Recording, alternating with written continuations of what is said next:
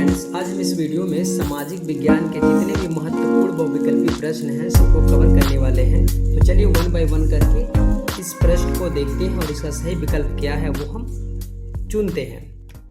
तो जो पहला क्वेश्चन है वो लिखा है कि यंग इटली सोसाइटी का संस्थापक कौन है। तो यंग इटली सोसाइटी के जो संस्थापक है उनका नाम है मेजनीज। क्या नाम है? मेजनी। तो ऑप्शन घ इसका सही है कि जो यंग इटली सोसाइटी का संस्थापक हैं उनका नाम क्या है? मेजनी। क्या नाम है? मेजनी। तो पहले क्वेश्चन का जो सही विकल्प है वो है घ। दूसरा प्रश्न देखिए, लिखा है फ्रांस में गणतंत्र की घोषणा किस वर्ष हुई। तो फ्रांस में गणतंत्र की घोषणा 1884 में हुई थी। किस में हुआ था? 1884 में हुआ था। तीसरा क्वेश्चन देखिए, लिखा है फ्रांस की क्रांति हुई। फ्रांस की क्रांति कब हुई थी ये हमें बताना है। तो फ्रांस की क्रांति जो हुई थी वो हुई थी 1789 में। किस में हुआ था? 1789 ईस्वी में। तो इसका ख विकल्प सही है। जो फ्रांस की क्रांति हुई थी वो हुई थी 1789 ईस्वी में। अगला प्रश्न देखिए, लिखा है जर्मनी को किस वर्ष एक स्वतंत्र राष्ट्र घोषित किया गया।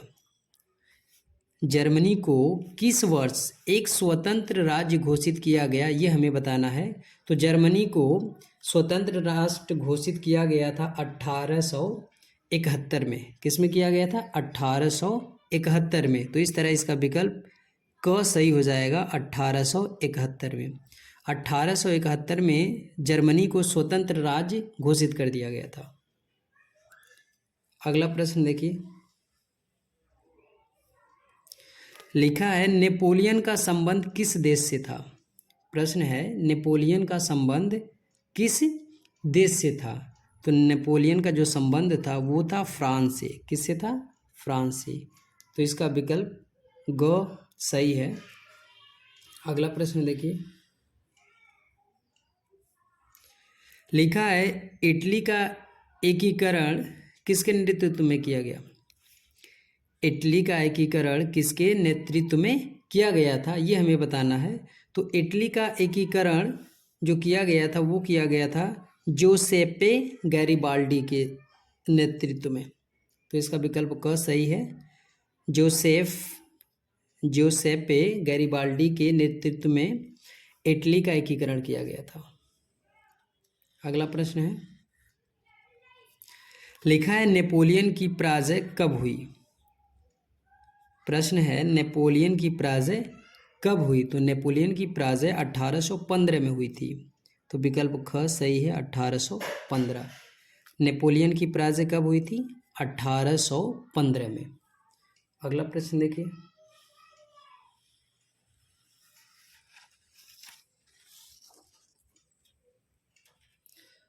अगला प्रश्न है ऑटो वान बिस्मार्क का संबंध किस देश से था। तो ऑटो वान बिस्मार्क का जो संबंध था वो जर्मनी से था। कहाँ से था? जर्मनी से था। तो इसका विकल्प ख सही है। अगला प्रश्न देखिए, लिखा है महात्मा गांधी दक्षिण अफ्रीका से वापस कब लौटे। महात्मा गांधी दक्षिण अफ्रीका से भारत कब लौटे थे ये हमें बताना है। तो महात्मा गांधी दक्षिण अफ्रीका से भारत लौटे थे 1915 में। कब लौटे थे? 1915 में। तो इस तरह इसका विकल्प ख सही है 1915। अगला प्रश्न देखिए, लिखा है 13 अप्रैल 1919 किस घटना से संबंधित है। हमें बताना है कि 13 अप्रैल 1919 को कौन सी घटना हुई थी। तो 13 अप्रैल 1919 को जलियांवाला बाग हत्याकांड हुआ था। तो इसका घ विकल्प सही है, जलियांवाला बाग हत्याकांड। अगला प्रश्न देखिए, लिखा है महात्मा गांधी ने असहयोग आंदोलन कब आरंभ किया था। महात्मा गांधी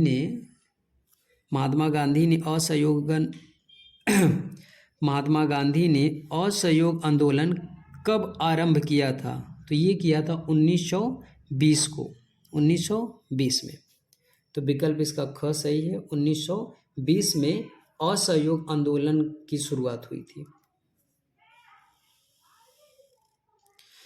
अगला प्रश्न है, करो या मरो का नारा किसका था? करो या मरो का नारा किसका था, यानी ये करो या मरो का नारा किसने लगाया था, ये हमें बताना है। तो करो या मरो का नारा लगाया था महात्मा गांधी ने। किसने लगाया था? महात्मा गांधी ने। तो ऑप्शन घ इसका सही है, महात्मा गांधी ने। अगला प्रश्न है, लिखा है कि सविनय अवज्ञा आंदोलन कब चलाया गया? सविनय अवज्ञा आंदोलन कब चलाया गया था, ये हमें बताना है। तो सविनय अवज्ञा आंदोलन ये चलाया गया था 1930 में। तो विकल्प ग इसका सही है, 1930। अगला प्रश्न देखिए, लिखा असहयोग आंदोलन का मुख्य कारण क्या था? तो असहयोग आंदोलन का जो मुख्य कारण था वो था खिलाफा आंदोलन। क्या था? खिलाफा आंदोलन। तो ग इसका ऑप्शन सही है। अगला प्रश्न देखिए,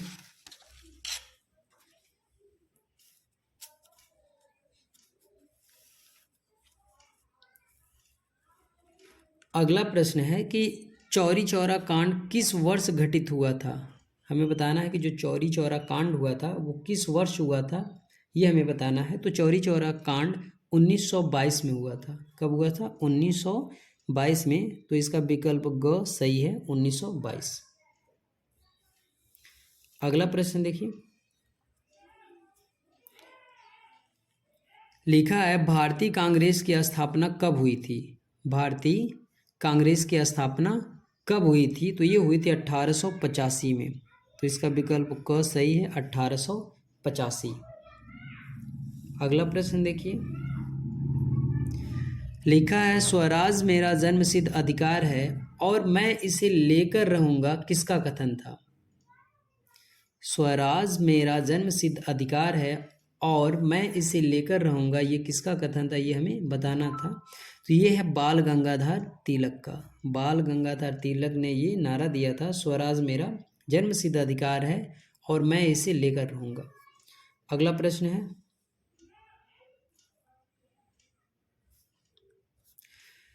लिखा है महामंदी का प्रारंभ किस वर्ष हुआ? महामंदी का प्रारंभ किस वर्ष हुआ? तो महामंदी का जो प्रारंभ है वो 1929 में हुआ था। 1929 में हुआ था। अगला प्रश्न देखिए, लिखा है संयुक्त राष्ट्र संघ का मुख्यालय कहाँ है? हमें बताना है संयुक्त राष्ट्र संघ का मुख्यालय कहाँ है। तो संयुक्त राष्ट्र संघ का मुख्यालय न्यूयॉर्क में है। कहाँ है? न्यूयॉर्क में। अगला प्रश्न देखिए, लिखा है प्रथम विश्व युद्ध का प्रारंभ कब हुआ था? तो प्रथम विश्व युद्ध का प्रारंभ 1914 में हुआ था। कब हुआ था? 1914 में। अगला प्रश्न देखिए,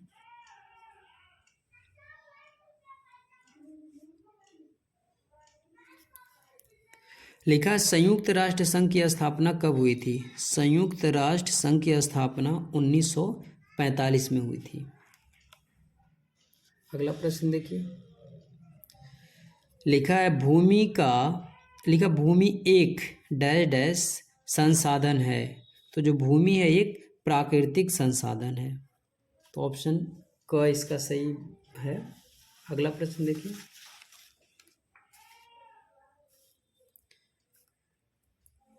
लिखा है पर्वतों पर मृदा अपरदन का साधन है। तो ये है हेमनद। क्या है? हेमनद।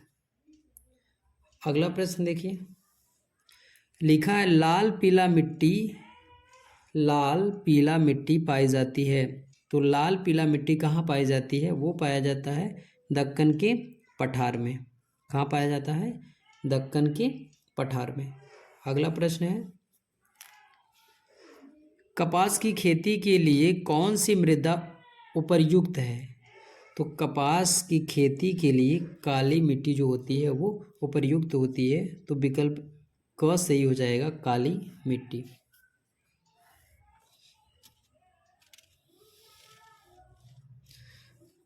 अगला प्रश्न है, चाय की खेती के लिए कौन सी मृदा उपयुक्त है।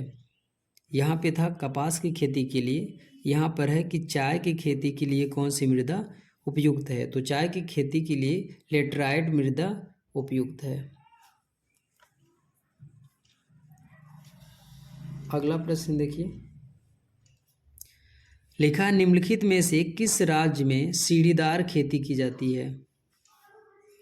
निम्नलिखित में से किस राज्य में सीढ़ीदार खेती की जाती है, ये हमें बताना है।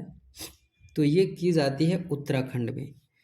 उत्तराखंड में सीढ़ीदार खेती की जाती है। अगला प्रश्न देखिए, लिखा है भारत में कितने प्रतिशत स्तनधारियों के लुप्त होने का खतरा है। तो ये 20% स्तनधारियों की लुप्त होने की खतरा है। अगला प्रश्न है, चिपको आंदोलन संबंधित है। तो चिपको आंदोलन वन संरक्षण से संबंधित है। किससे संबंधित है? वन संरक्षण से। अगला प्रश्न देखिए, टाइगर प्रोजेक्ट किस वर्ष आरंभ किया गया था। तो ये किया गया था 1973 में। कब किया गया था? 1973 में। अगला प्रश्न है,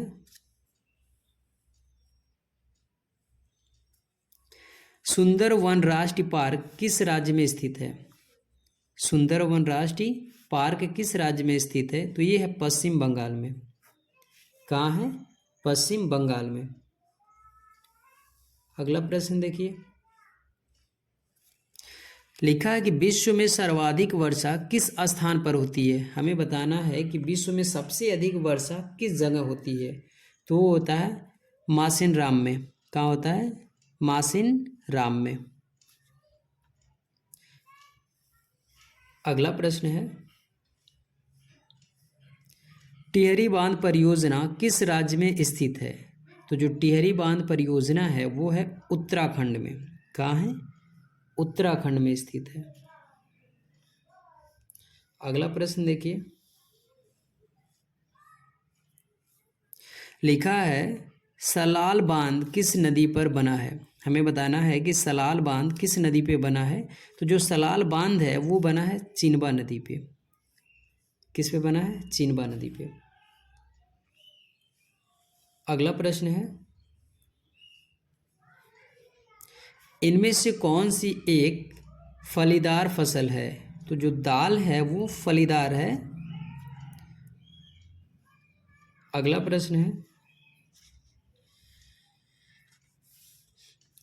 निम्नलिखित में से कौन सी एक रेशेदार फसल है। हमें बताना है कि इनमें से कौन एक ऐसा है जो रेशेदार होता है। तो ऑप्शन क सही हो जाएगा, जूट।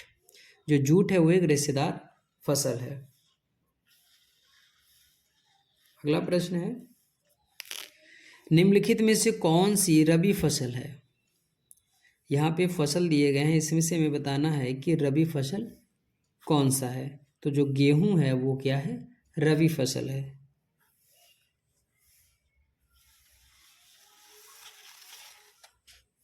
अगला प्रश्न देखिए, लिखा है निम्नलिखित में से कौन सी एक खरीफ फसल है। तो जो धान है वो खरीफ फसल है।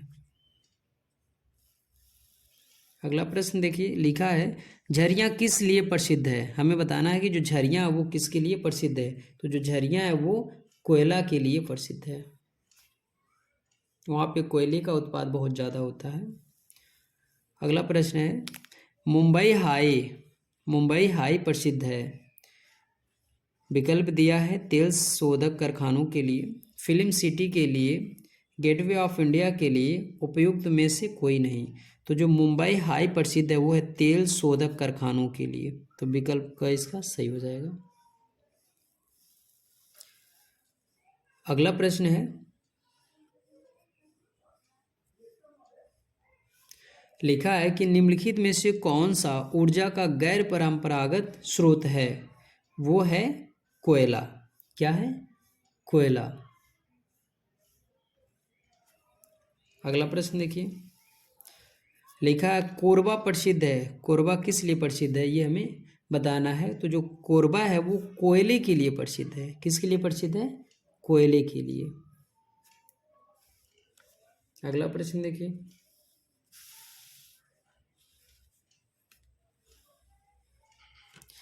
अगला प्रश्न है कि भारत का सबसे लंबा राष्ट्रीय राजमार्ग NH कौन सा है? तो जो भारत का सबसे लंबा राष्ट्रीय राजमार्ग है वो है NH44। कौन सा है? NH44 या 44। अगला प्रश्न है निम्नलिखित में से किस वस्तु का निर्यातक भारत नहीं करता है? तो जो उर्वरक है इसका निर्यातक भारत नहीं करता है।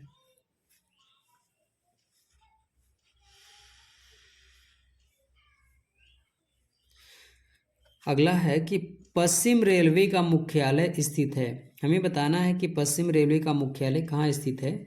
तो पश्चिम रेलवे का जो मुख्यालय है वो मुंबई में स्थित है।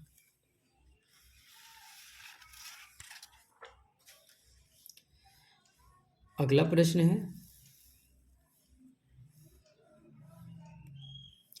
लिखा है बेल्जियम की राजधानी क्या है? हमें बताना है कि बेल्जियम की राजधानी क्या है। तो बेल्जियम की जो राजधानी है वो है ब्रुसेल्स।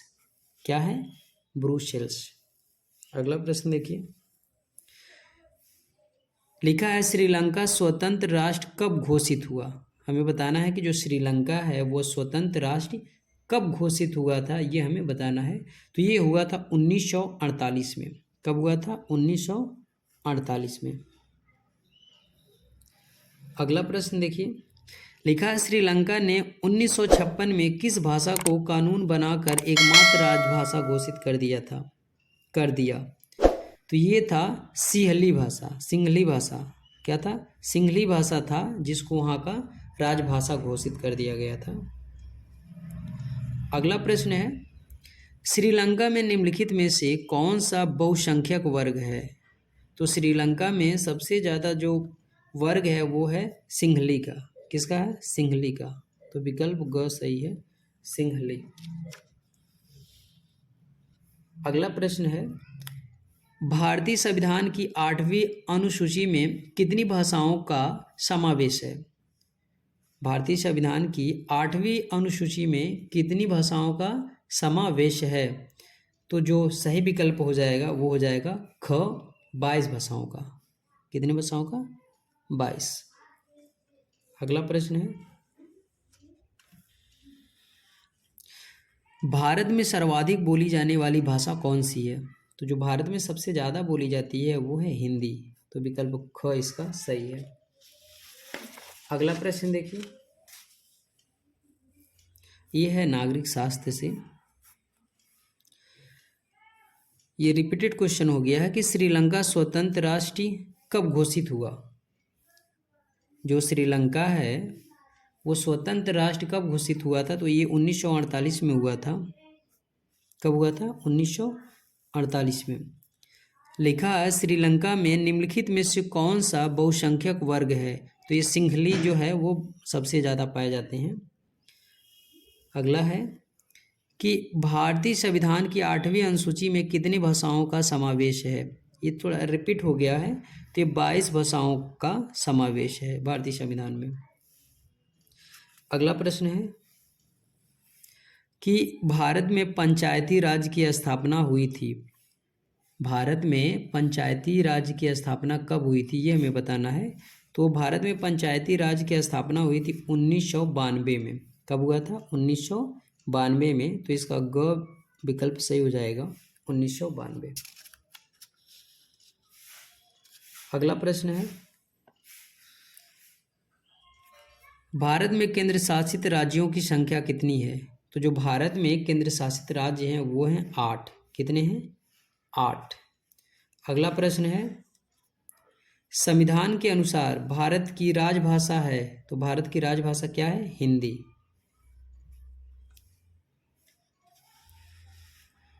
अगला प्रश्न है काले दस्ताने और बंधी मुट्ठी किसकी प्रतीक है? काले दस्ताने और बंधी मुट्ठी किसकी प्रतीक है? तो ये है अश्वेत शक्ति की। किसकी है? अश्वेत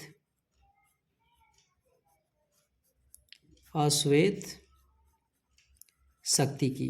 तो विकल्प ग इसका सही है। अगला प्रश्न देखिए।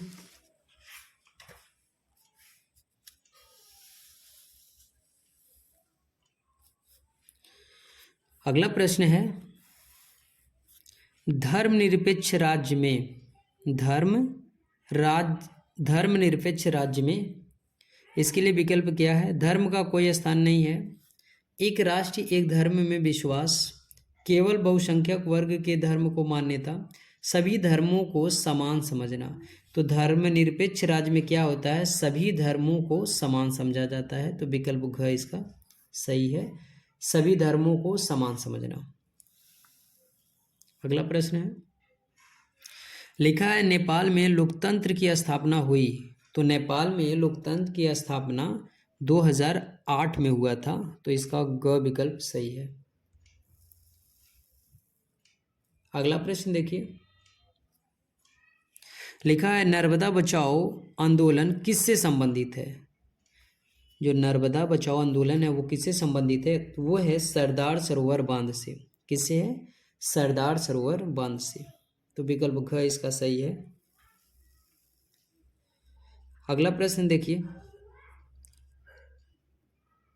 लिखा है, लोकतंत्र की जड़ें किस प्रकार मजबूत होती है? जो लोकतंत्र की जड़ है वो किस तरह से मजबूत होती है? तो वो होता है जन आंदोलन द्वारा। किसके द्वारा? जन आंदोलन द्वारा। तो विकल्प ग इसका सही है। अगला प्रश्न देखिए। लिखा है कि भारत में मताधिकार की आयु क्या है? भारत में वोट डालने की जो उम्र है वो कितनी होती है ये बताना है। तो ये होता है 18 वर्ष। कितना होता है? 18 वर्ष। तो इस तरह इसका विकल्प घ सही है, 18 वर्ष। अगला प्रश्न देखिए। लिखा है, निम्न में से किस राज्य की प्रति व्यक्ति आय सर्वाधिक है? तो वो है हरियाणा की। कहाँ का है? हरियाणा। विकल्प क इसका सही है, हरियाणा।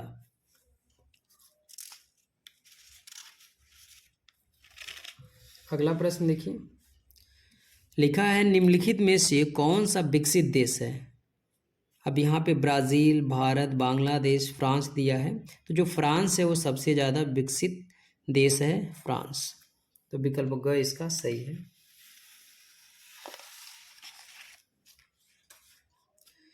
अगला प्रश्न देखिए।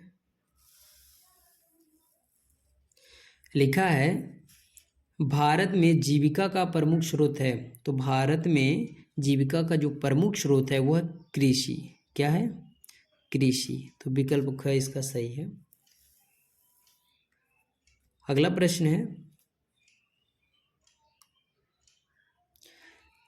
लिखा है, एक मार्ग किन वस्तुओं के लिए प्रमाणित चिन्ह है? तो जो एक मार्ग है वो खाद्य पदार्थों के लिए प्रमाणित चिन्ह है। तो इसका विकल्प घ सही है, खाद्य पदार्थ। अगला प्रश्न है, भारत में उपभोक्ता संरक्षण अधिनियम कब पारित हुआ? तो ये हुआ था 1986 में। कब हुआ था? 1986 में। तो विकल्प घ इसका सही है, 1986। भारत में उपभोक्ता संरक्षण का जो अधिनियम था वो 1986 में पारित हुआ था। अगला प्रश्न है, निम्न में से किसको कृषि क्षेत्र कहा जाता है? तो जो प्राथमिक क्षेत्रक है उसको बोला जाता है कृषि क्षेत्रक। तो विकल्प क इसका सही है। अगला प्रश्न है, भारत में सबसे अधिक शिशु मृत्यु दर वाले राज्य हैं। तो भारत में जो सबसे ज़्यादा शिशु मृत्यु की दर है वो है उड़ीसा और मध्य प्रदेश की। किसकी है? उड़ीसा और मध्य प्रदेश। अगला प्रश्न है, हिंद स्वराज पुस्तक के लेखक हैं। तो हिंद स्वराज जो लिखा था वो लिखा था महात्मा गांधी ने। तो विकल्प घ सही है, महात्मा गांधी। अगला प्रश्न है, लिखा है कि भारत में राष्ट्रपिता किसको कहकर संबोधित किया जाता था? तो भारत के जो राष्ट्रपिता हैं वो है महात्मा गांधी। तो विकल्प क इसका सही है। तो ये थे आज के क्वेश्चंस। बाकी मिलते हैं नेक्स्ट वीडियो में, तब तक के लिए धन्यवाद।